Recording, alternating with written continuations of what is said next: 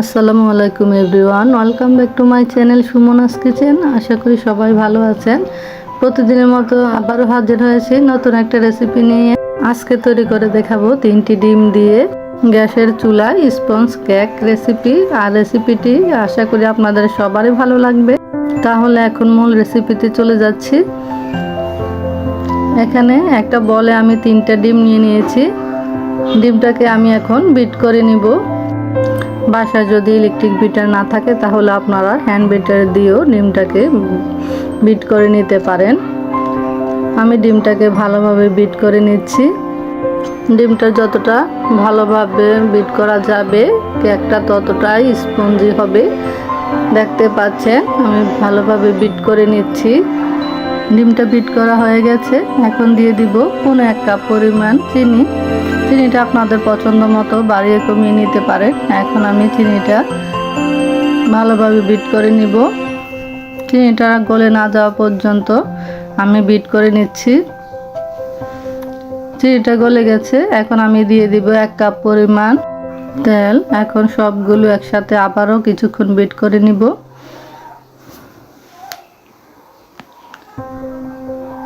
এভাবে আমি বেশ কিছুক্ষণ বিট করে নিয়েছি। এখন একটা বাটিতে আমি শুকনো উপকরণগুলো নিয়ে নিয়েছি। এখানে দিয়ে দিচ্ছি 1 কাপ পরিমাণ ময়দা, দিয়ে দিচ্ছি 1 টেবিল চামচ পরিমাণ গুঁড়ো দুধ, আর দিয়ে দিচ্ছি 1 চা চামচ পরিমাণ বেকিং পাউডার। এখন সবগুলো শুকনো উপকরণ মিশিয়ে আমি একটা চালনি দিয়ে চেলে নিব। এখন সবগুলো উপকরণ একসাথে মিশিয়ে নিব।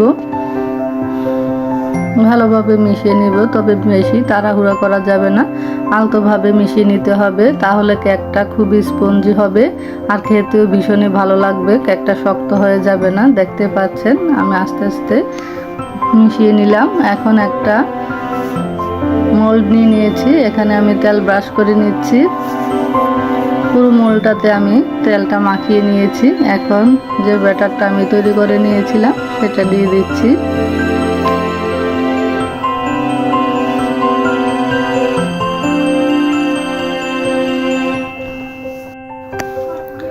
কেকটা আমি একটা প্রেসার কুকারে দিব।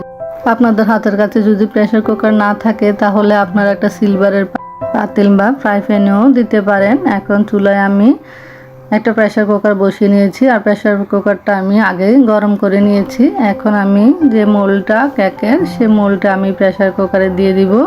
20 থেকে 25 মিনিটের জন্য চুলার আঁচটা অবশ্যই লোতে রাখতে হবে। এখন আমি ঢাকনা দিয়ে রেখে দিব 20 থেকে 25 মিনিটের জন্য।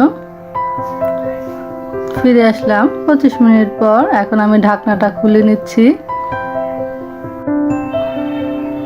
মাশাআল্লাহ, দেখতে পাচ্ছেন আমার কেকটা কতটা সুন্দর হয়েছে আর কালারটাও ভীষণই সুন্দর হয়েছে, ভীষণ ফুলকো হয়েছে। এখন আমি একটা শলা দিয়ে চেক করে নিচ্ছি সম্পূর্ণ কেকটা রেডি হয়েছে কিনা। কেকটা আমার তৈরি করা হয়ে গেছে। এখন ঠান্ডা করে নিয়েছি আর ছুরি দিয়ে আমি সাইডগুলো আলাদা করে নিয়েছি। এখন নিচে যে কাগজটা সেটা আমি তুলে নিচ্ছি। দেখতে পাচ্ছেন কেকটা পুড়েও যায়নি, খুবই সুন্দর হয়েছে। এখন আমি সম্পূর্ণ কেকটা আপনাদের দেখিয়ে দিচ্ছি কতটা স্পঞ্জি হয়েছে, সফট হয়েছে। তো আশা করি রেসিপিটা আপনাদের কাছে খুবই ভালো লাগবে। আর গ্যাসের চুলায় খুব সহজে আপনারা এই কেকটা তৈরি করে নিতে পারেন।